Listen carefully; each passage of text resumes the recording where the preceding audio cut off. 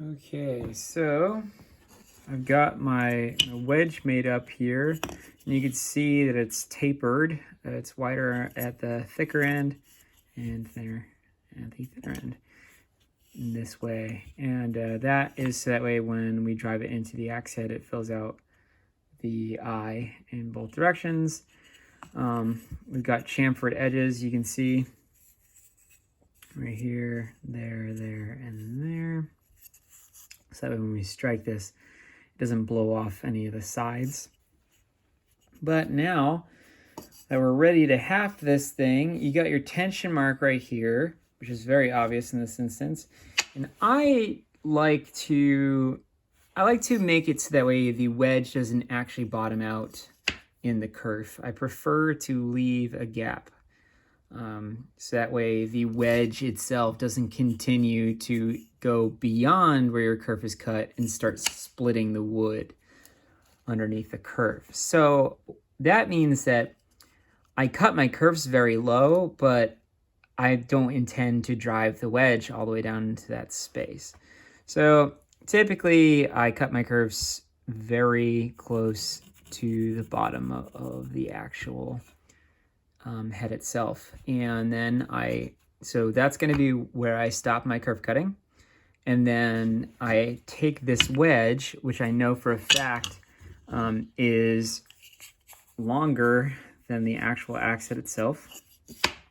And I take that wedge and I go to the bottom of the kerf, what's going to be the bottom of the kerf, and then I mark the top side here. And that is, I'm going to cut that off right here.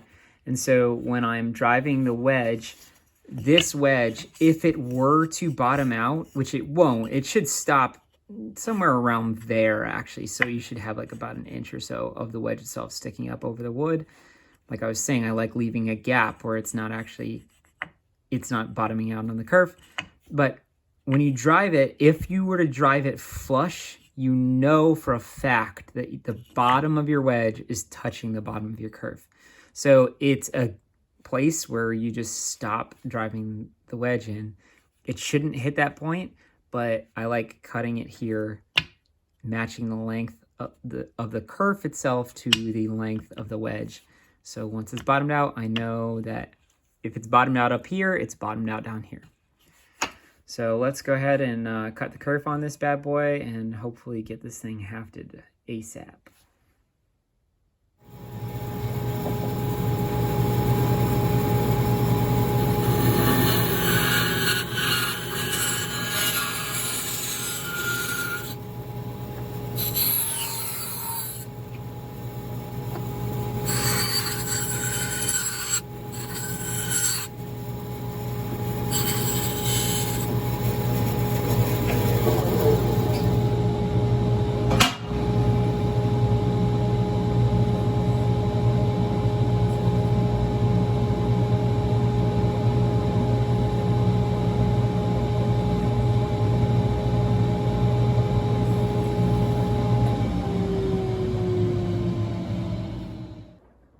Okay, another thing I always like doing with my axes that I haft is I like signing them.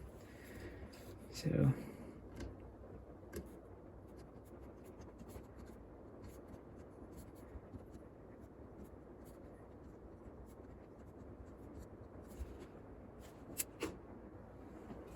there you go.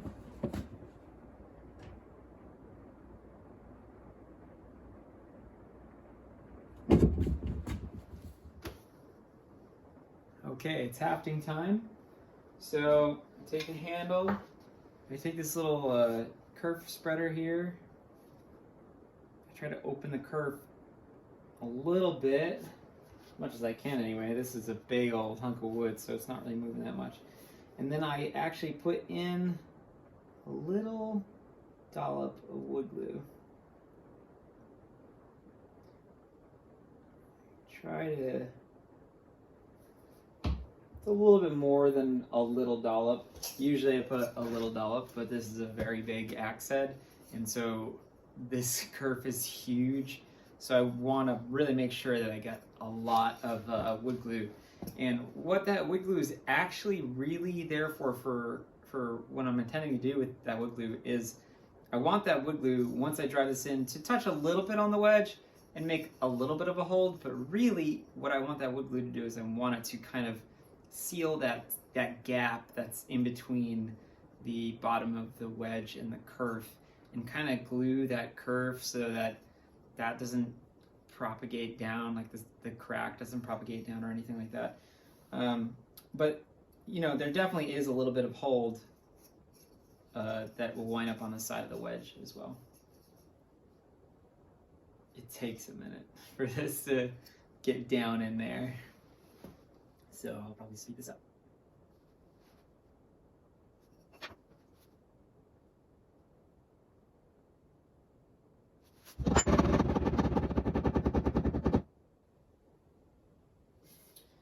Okay, now I'm going to do the back side. Like I said, I normally don't do this much, but it's just such a big axe head. The kerf is huge on this thing.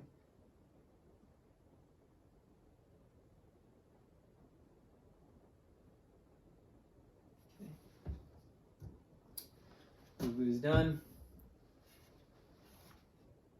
You gotta kind of fight both ends when you do them on both ends, because it's trying to drip out the front and droop down the back. Good. Perfect. Alright, and I know it doesn't look like it, but there's actually a front on this wedge based on the way that the grain is going on that wedge. I try to match it to the shape of the eye. So here we go. Put that bad boy on. A couple of taps up, just to get that tension going, and then really drive it home.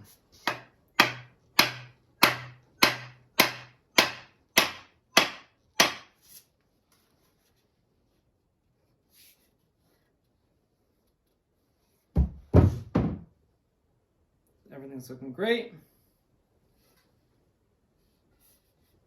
Could probably give it a few more whacks, but I think that's perfect right there. All right. And now for the fun part.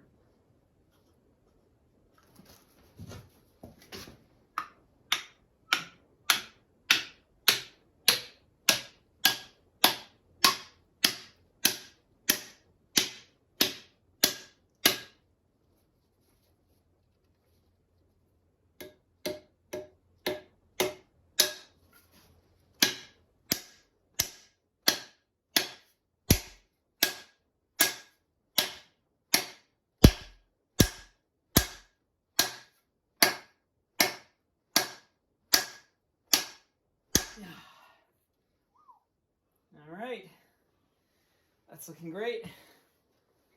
Holy smokes.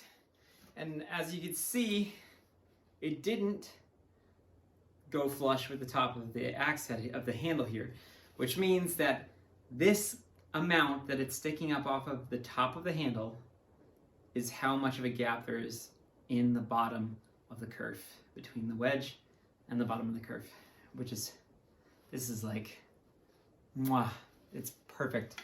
I am going to, oh, that bit alignment is beautiful.